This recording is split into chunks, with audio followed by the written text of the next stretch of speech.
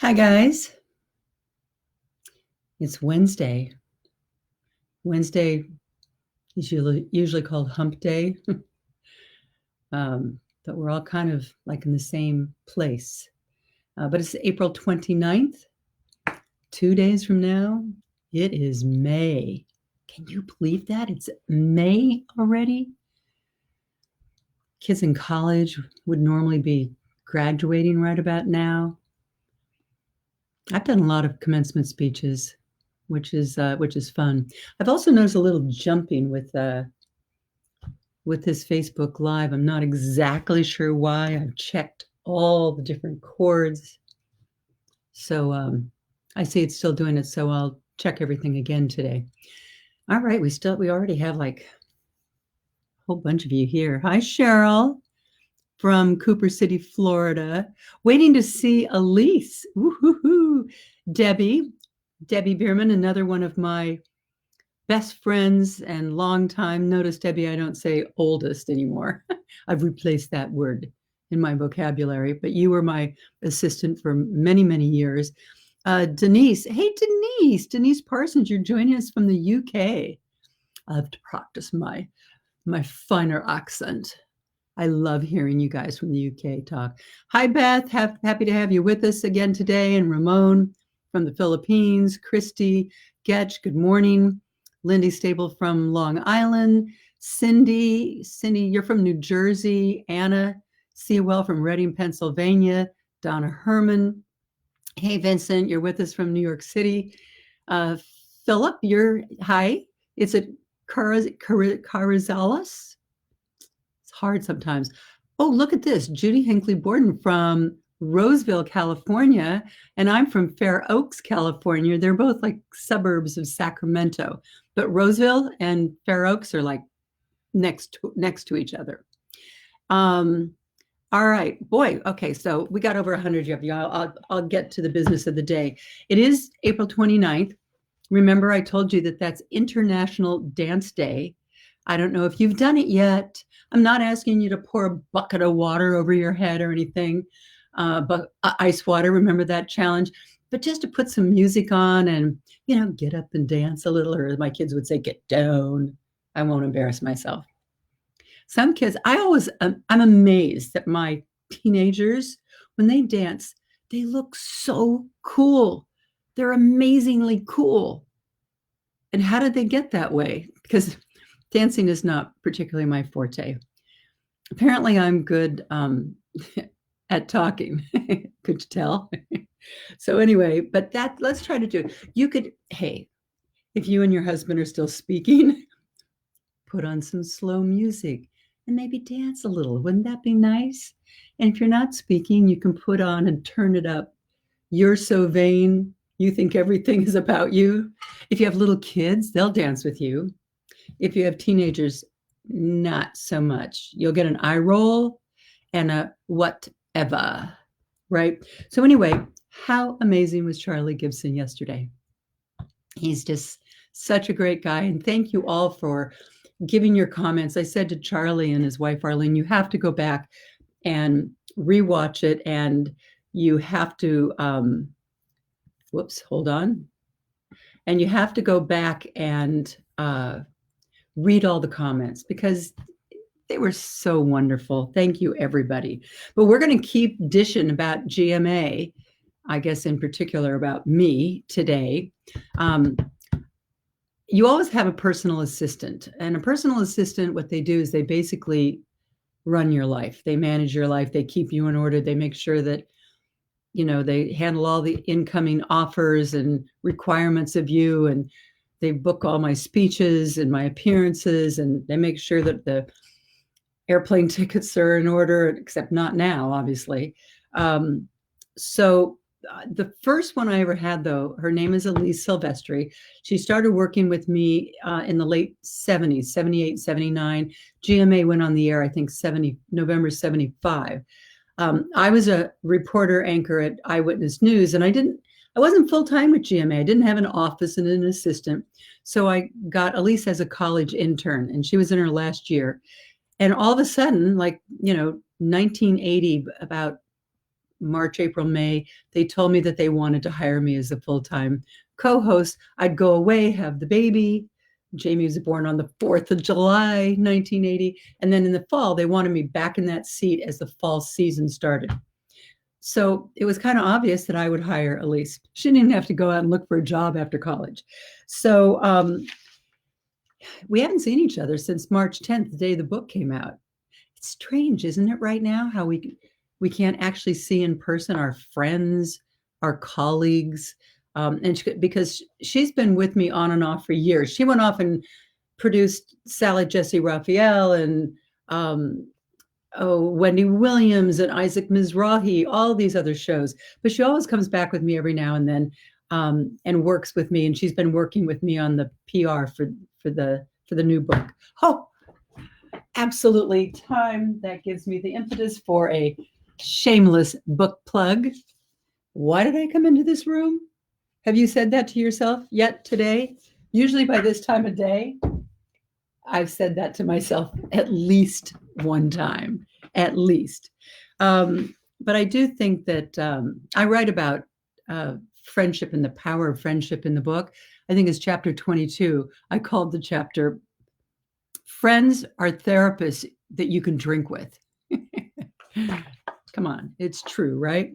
So anyway, I'm going to tell you just a little bit more. Elise now has a company, Elise Silvestri Productions, I think it's called, and she's a media trainer.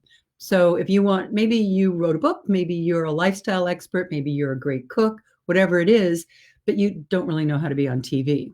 So if you want to be on TV, you go to a media trainer like her, and she puts you in front of a camera. She teaches you how to not only look right and how to focus your message and be better on air. And she even helps produce your first spots, book you, make a sizzle reel. That's like a little highlight reel and all that stuff.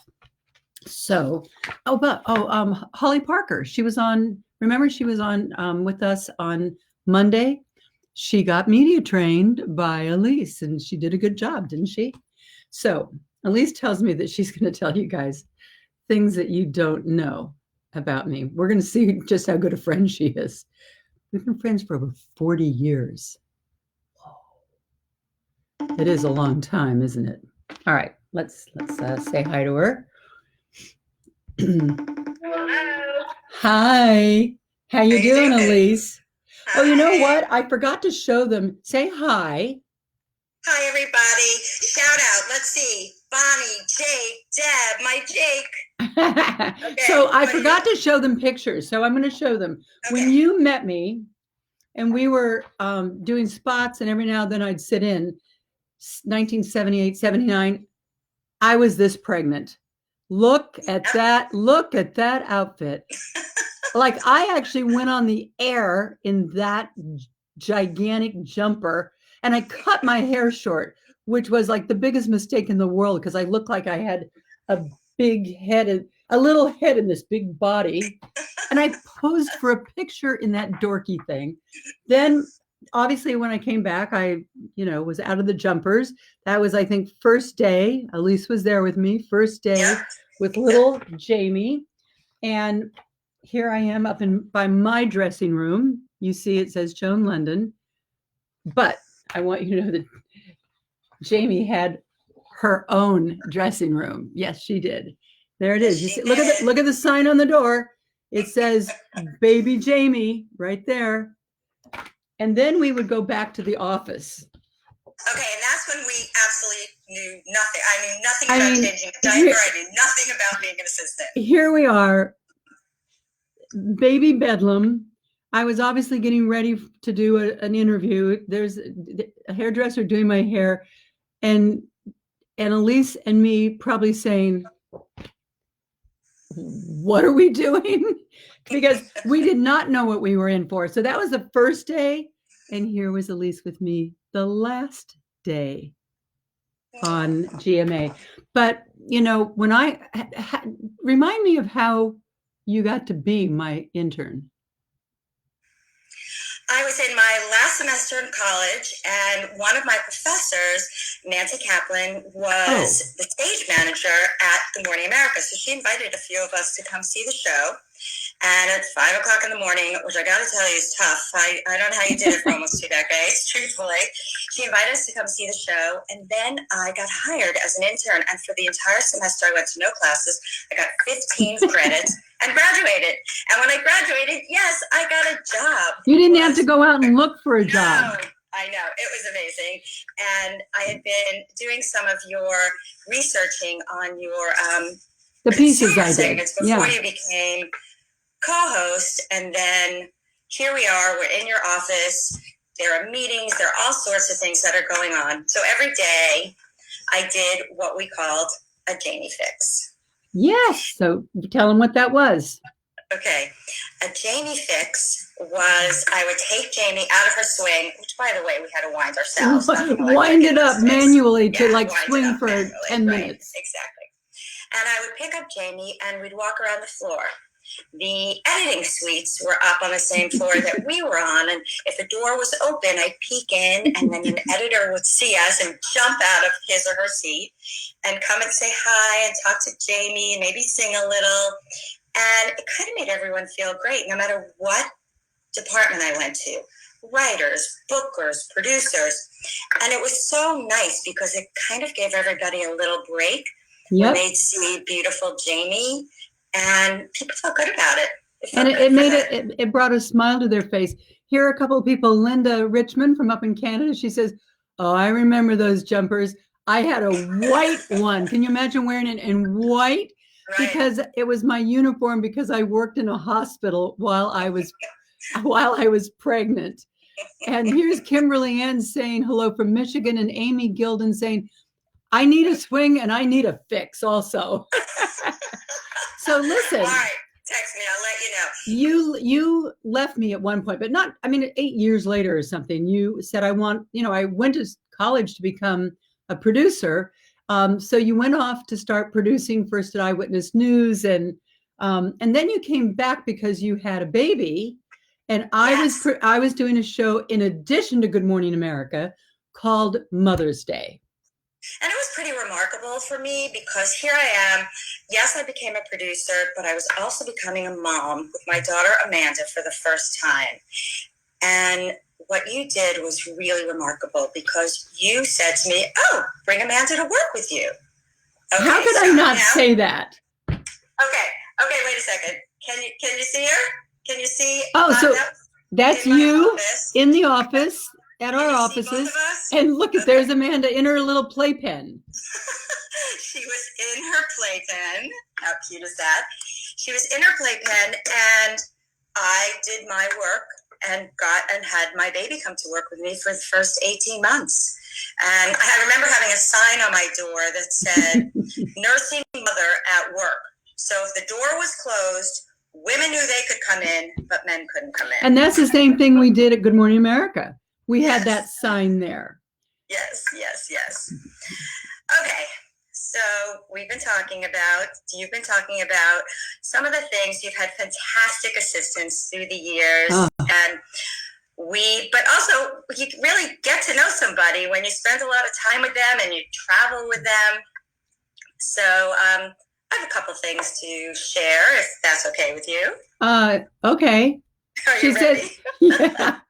We're going to find out if she's really my friend. Okay, I'll try not to embarrass you so much. Okay. Well, one of the things, and this is a nice thing, so you would get up at 3:30 in the morning. Yeah. You would get to work at 5 a.m.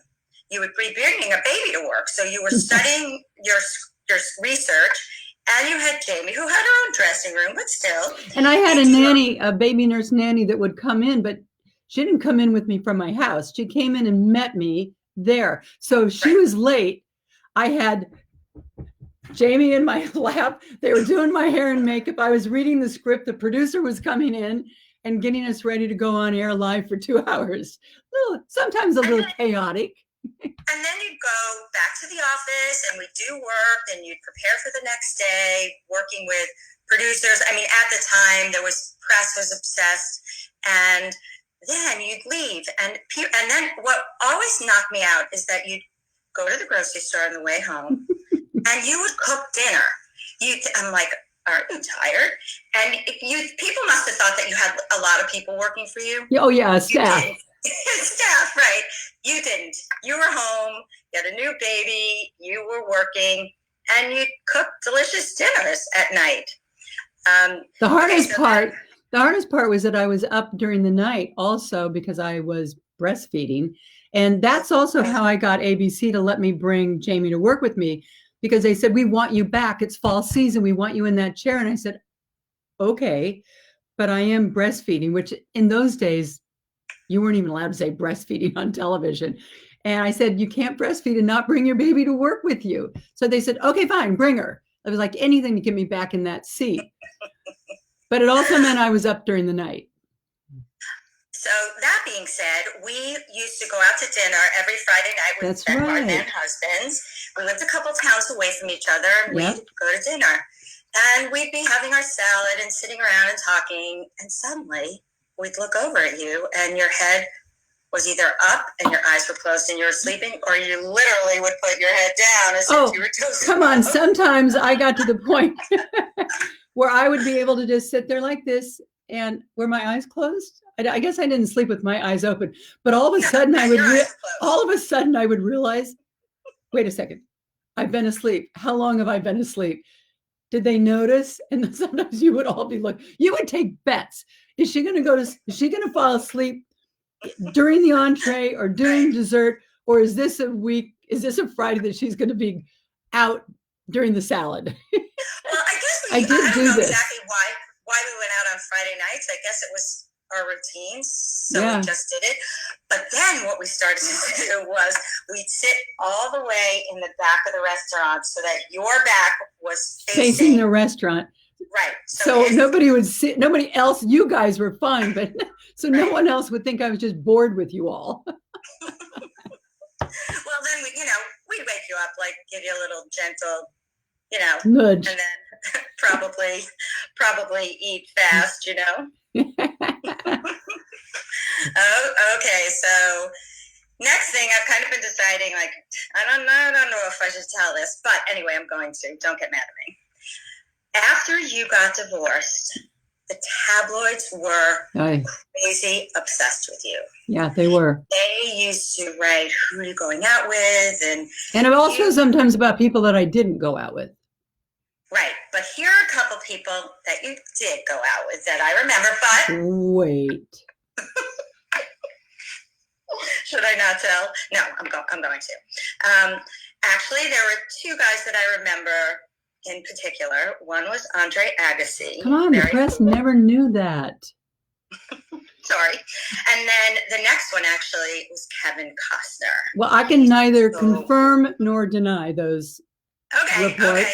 But I can say I waited for the best one to come along. And that was my Jeff. I got the pick of the litter, the cream of the crop, my best friend who supports me in everything that I do. I waited for the perfect guy. Well, actually, there's another person I want to bring up. And then he was Secretary of State for the United States, Henry Kissinger. Okay, he was just a crush on you. It was but incredible. He was just a flirtatious. I mean, there were a lot of people that came into the studio and were flirtatious, but I must have just been. I was like naive to it all. I remember, and I won't say who it is, but I remember one day sitting and interviewing this actor, like drop dead gorgeous actor, handsome. And I don't even know if you know this, but and all of a sudden I hear in my ear, Big John Sherrard, the audio guy, and he is saying in my ears, I am interviewing someone. This guy's really got the hots for you. I'm like, stop. It was true. I mean, Henry Kissinger used to say to you, oh, give me a little kiss on my cheek. Yeah, just a kiss on the cheek. Right. And then if you weren't there and he didn't get to see you, he'd send you a chocolate kiss. A big chocolate kiss. A big chocolate kiss. It was pretty remarkable. And people have said this, what's he really like? I mean, she's really like the girl next door. I always say that to people. And it's true. And I think people have maybe learned to see that in you. Yeah, because there were times that they reported that I went out with all these other people that I never dated. Okay, well, here's another story. I did take the opportunity to talk to some of the other assistants who we love. The first one was Debbie Bierman. Hi, Deb. Oh, here. You have a picture of Deb? There's Debbie Bierman. Oh, Debbie. Yeah. All right. You look great. So. Oh, yeah, but what did Debbie tell you? When Debbie, she didn't do anything. When Debbie was there, a story came out in the tabloids, and they love to do stories on you. Oh, every week. You were dating Alan Thicke. They said that. I never, ever went out with Alan Thicke. And by the way, I mean, they did a headlines like, I don't know, London leaves her marriage for the arms of Alan Thicke. So what's happening? Poor connection. We'll hope to get her back. And by the way, I sued that tabloid and I made a lot of money from it. And there was a joke that said, I'm gonna recall her, okay? That said, oh, there, are you there? Are you there? Call back. Someone I remember in my office once said they should make some more mistakes like that so you can sue them. Yeah, somehow you got. All right.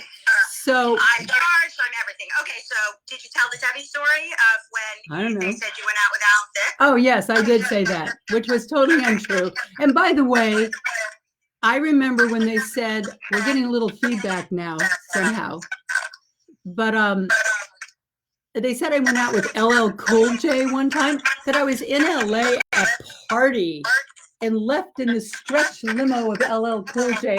And my daughters, who were teenagers then, said, don't worry, Mom. Everyone knows you're not that cool. He would never go out with you. I do remember that.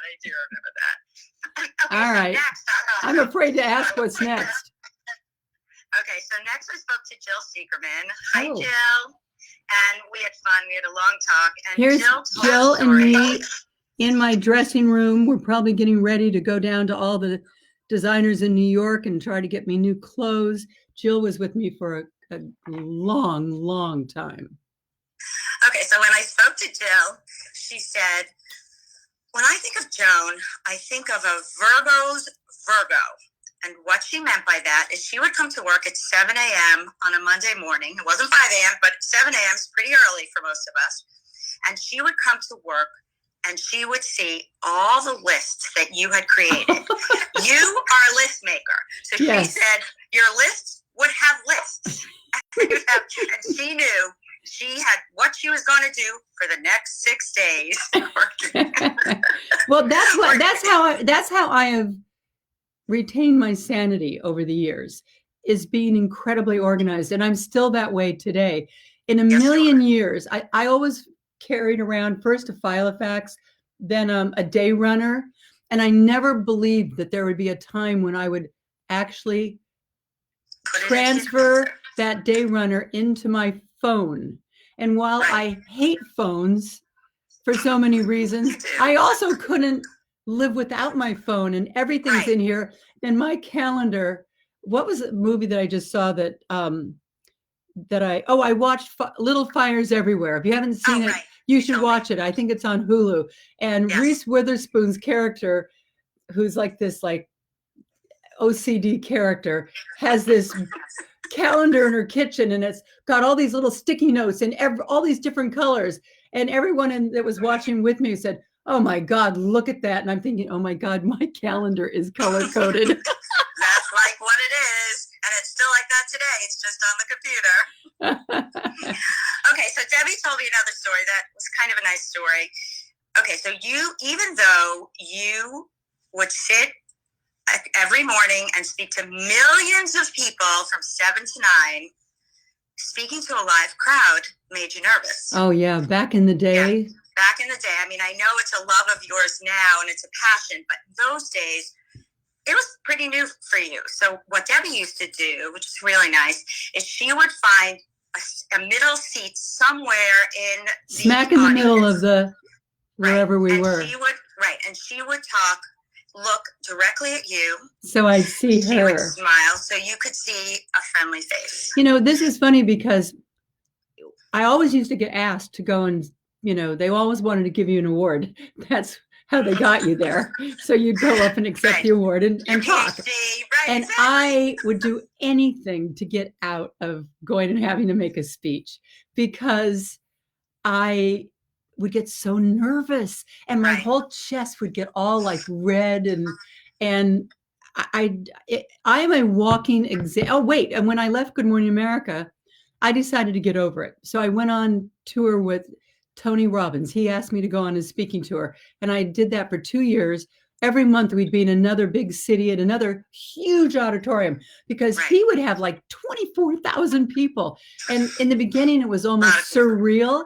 But I can tell you, I am a walking, living example that you can turn a complete fear into a complete passion. Because these days, speaking is a huge part of my career. It doesn't unnerve me at all, at all. I now love getting up and talking to an audience, which is so crazy that it used to make me so nervous. Right, I know. And now it doesn't matter what time you get into a city, you're always, somebody's waiting for you from an organization to see you. You always say hi and you're always nice. And that kind of leads me to another story that Samantha told. Oh, here's Samantha. Wait. This is Samantha. Sammy? This is Sammy. And we were on Catalina Island. I was doing some kind of a special for Dick Clark Productions, and she was there with me. She's wonderful. She talked about a story that when you guys would be out to lunch and you'd be sitting down and just waiting for your food, and suddenly you decided, oh, gee, I need to go to the bathroom. So you'd get up and start walking to the bathroom, and then suddenly Sam would notice all these women were standing up and following you into the bathroom, and they would want to get your autograph or meet you. So what Sam ended up having to do is that whenever you had to go to the bathroom, she would have to escort you in there and stand in front of the door. Well, you know why? Do you know why? I'm going to tell you why she actually started doing that. Good Morning America was coming live from, I forget the name of the airbase in like Pensacola. Maybe it's called Pensacola, but and we were in Pensacola, Florida, and we were at the airbase, and we were flying in these little tiny jets doing circles and upside down and everything, and we went to McDonald's on the way, which was not a wise idea, because the pilot said, "You did what? Like, I don't want you like throwing up in our plane." We didn't throw up, but it did feel like that. However, while we were at that base, I went into the restroom before like going up in the plane, and she came in right as a person was handing a piece of paper to me underneath the stall, saying, "Can you?" Oh my as I'm going to the bathroom, they're putting a piece of paper. "Will you sign this?" And what'd you do? I signed it. I'm nice. Oh, see, you're nice. You're a good girl. But she did say, "From now on, I'm not letting you go to the bathroom alone." Right. So she would stand in front of the bathroom door as you were doing your business, as the saying goes. But Sam told me another story. Okay. And this one's a little different.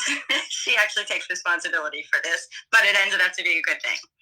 Okay, so you're invited to the White House. All right. And she tells you that the attire is dressing, black tie. So you wear a beautiful long gown to go to the White House. And then you get there. Oh, I know what this And is. it was not a black tie event. You were completely dressed inappropriately. Overdressed. Do you remember that? I do remember this. And Were you so embarrassed? you know what?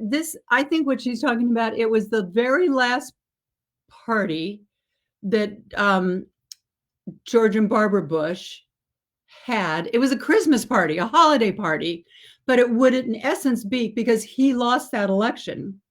And so it was like a bittersweet holiday party with it was with the staff. I wasn't being invited to like a formal dinner or anything like that. It was with the entire staff, and they were all in their clothes from having been at work all day. And there. And then you walk in and you're in a beautiful gown. And Barbara Bush was so wonderful. She saw how nervous and embarrassed you were. She was so gracious. She was so lovely. She was one of the most, I mean, I got to know Nancy Reagan. I got to know Betty Ford quite well, and President Ford. I've got a story I can tell about that too. And Bill and Hillary. I always say when I took my mom to the White House, who'd been a lifelong Republican, that it took Bill Clinton about 2 minutes to turn her into a Democrat, because he would always just be like so focused on you and you know, had such charisma. But I had taken her to this party, which was I took my mom to the White House a lot. I've shown pictures of it too. Yeah. And so there we were, and they at one point toward the end of the evening, they had the Air Force band, the Navy band, whatever it was, this band playing in kind of a foyer, and we were standing there. Barbara was standing next to me, and our mom was, and then George Bush Sr. was next to my mom, and my mom, you know, was like, she was so proud that the buttons were popping off of her white St. John suit with the gold trim, and she was so pretty, oh, absolutely, glitzy gladdy. And so Barbara leans over and whispers in my ear, "I'll bet you that your mom would really like to see our private quarters." Can you imagine? I mean, is that amazing? Yeah. So then she says, so when this song that's playing right now, when it's over, this is ending, and we're going to turn, and Secret Service will clear a path, and we're going to go to, there's an elevator right back there. George will take hold of your mom, and you go with me, and we're going to go get in the elevator, because I'm sure your mom would have fun coming up and seeing the house. Now, truth be told, can you imagine? I've never gone up there before. Home? Yeah, I mean, this is the presidential, the place where where Trump is living now. It's a place where the president lives, their living room and their bedrooms. So we turn around, and I thought my mom I thought her head was going to explode when President Bush put his arm through hers and walked her over to this little elevator that we got in, and we went up. And we got up there, and I remember we went in, we sat down in the living room, and President Bush says to my mom, I think he said, "Gladdy," like my mom. I think he did. He might have said Mrs. Blunden. Well, my mom's Mrs. Blunden, because you guys know that ABC changed my name from Blunden to London. But I think he said Gladdy, and he said, we just love your daughter. And we love your daughter. Like, don't get me wrong. She's asked me some pretty tough questions, but she's a journalist, so I expect that. But she's always been wonderful to my Babs. And anyone who is wonderful to my Babs is good in my book. And I remember he's turned, and like, there's all this staff, and they're all in the, like black with white with a silver tray. I remember he said, could we get some peanuts and some cold drinks? And pretty soon they bring them out, Mr. President, and they're putting down this tray of like peanuts and Diet Coke, whatever. Meanwhile, Barbara takes my mom and me and gives us a tour. She goes in and she shows her office, and there are boxes everywhere. She said, we're going to be out of this place. So I'm packing up. And then we go into President Bush's private office, and she said, but look at this. He hasn't packed one thing. He just doesn't, he just didn't feel like he was done. She said, I'm already like decorating the place down in Texas. And then, I mean, I remember she said, I can tell the story. She said, when my husband was the vice president, Reagan was the president. Yeah. And Nancy Reagan went to that inauguration with you when Reagan was president. Yes. All right. So she had wanted to get in there and like take some measurements when George Bush won and they were going to be moving in. So she said, I kept saying, can I come over and just see the place? And finally she was invited over, but like she came in and there was this line of staff. And as she walks down this, and Barbara Bush was the most down to earth, not affected in any way at all person. And like all these people are like kind of almost like bowing to her. She said, then we had finger sandwiches. She said, all I wanted to do was take out my tape measure and measure to see if my carpet was going to fit in the living room. And I wanted to go up and see if there was a washer or dryer or if I should bring my washer dryer. We never got up to the laundry room and I never got to measure anything. So, but that's a kind of, something wonderful happened with you and Barbara Bush. Well, they were just lovely people. And so were, I got to know President Ford and his wife really well. You know, I was doing Behind Closed Doors, my show, and everybody was always trying to get into the Betty Ford clinic, and no journalist had ever been allowed in. So I contacted Betty Ford and she said, if you go there and spend a week there as a patient, then I'll let you go. I'll let you come. And I had to go there and spend a week as a patient. And, you know, I had my duties to do, you know, cleaning up and things. And then I'm going to tell you one other story. Years later, not that many years ago, my husband gets on a plane going somewhere. I don't know where he's going. And he's sitting in his chair in his seat in first class, and a bunch of guys come on. They're Secret Service guys. And they say, would you do us a favor? Would you move back a row? Because we're bringing the former President Gerald Ford on board. And he said, of course, of course. So he gets up and he moves to the chair behind. And now the Secret Service come back on with Gerald Ford. And he says, thank you to Jeff for moving seats.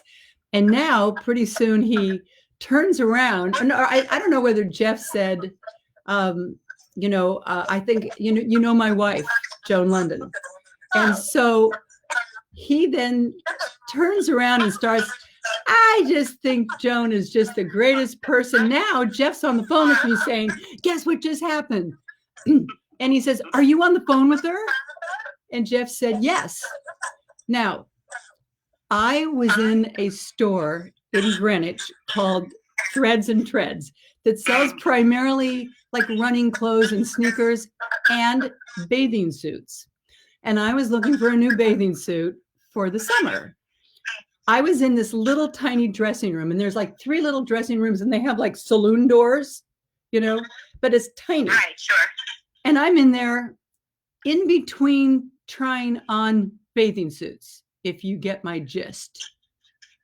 I don't have clothes on. And all of a sudden, and no, God, no. And Jeff, I'm like, you know, talking to Jeff.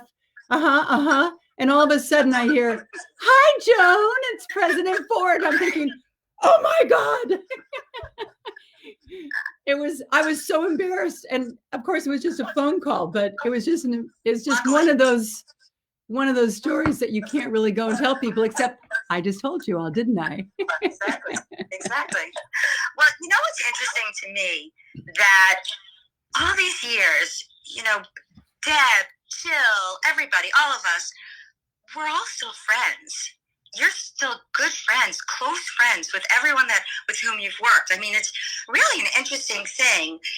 And even getting back to Barbara Bush for a second, you, yes, were there for work, but she started writing you birthday cards, holiday cards, and they'd be handwritten by Barbara Bush. Yeah, and we always exchange those handwritten notes. And isn't that something? Yeah. She was one of the people that taught me. Barbara Walters also, when I first came to Good Morning America, she took me aside one day during a commercial break, and she said, don't try to fight for equal time. This was way back, like in 1980, when David Hartman was the main host, because the world's just not ready to give females equal time. It's not even just TV, it's everywhere. And if you try to fight City Hall, you'll be out the door just like your predecessor. Just take every small story that they're willing to give you and make it shine. Yes. And she also said, send thank you notes. Whenever you get to do a great story, send thank you notes. And I remember that Richard Burton was on Broadway in a show. I can't remember the name of it, and he was going to be on GMA, and David Hartman was off. So I got the interview, because back in those days, I didn't get those interviews unless David was gone. And I interviewed Richard Burton. And he was the biggest star of all stars at that time. And a year later, when he was in a movie or something on Broadway, whatever he was doing a year later, he got booked. So David Hartman said, okay, so what am I going to be talking to Richard Burton about? And the booker said, actually, he requested Joan. I was like, what? I sent Richard Burton a thank you note and told him how great it was to be able to have that interview. And so when he came back on, he asked for it. I remember Barbara said, why do you think I get everybody before anyone else? It's because when I hear there's a movie being made and the movie is about to come out, I write to the stars and say, congrats, I hope everything goes great with the new picture or the new Broadway show. So when it came time to promote that, they came to me. And so I learned a lot. She gave me some great advice, and Barbara really turned me into, or kept me being a letter writer. Whoops. I just want you all to know, I'm just looking at some of the comments. I see my husband. I see my husband saying, I don't think I'm going to like this. That would have been a few. And then he says, oh, good one, Joan. Nice save. It's all true and all from the bottom of my heart, baby. Jeff's great. All right. So I just realized it's 1:41. So, these stories are all fun. It's fun to share them with all you guys. Yeah. I'm going to say goodbye to you, Elise. You've been fabulous. Fabulous friend. I hope to see you soon. I hope quarantine ends soon. Me too. All right. So, but I think it says a lot about the power of friendship. I'm just going to read you a paragraph out of my book. All right. And I'm going to end on this. This is in the chapter called Friends or Therapists You Can Drink With. When I get together with girlfriends, a quick lunch always seems to last for 3 hours. There's a magical feeling that takes over when I'm with my close friends. There is this sense of freedom and safety that comes with loyal camaraderie that allows us to talk about almost anything without fear of judgment. We can giggle. In fact, we can laugh hard, which is so good for the soul and, of course, for our immune system. I think we would all agree that when we are together, it's like time hasn't passed. We walk away not only feeling happier, but I would say maybe even a bit younger. I have come to believe that friendships are truly the fountain of youth, and we must nurture them.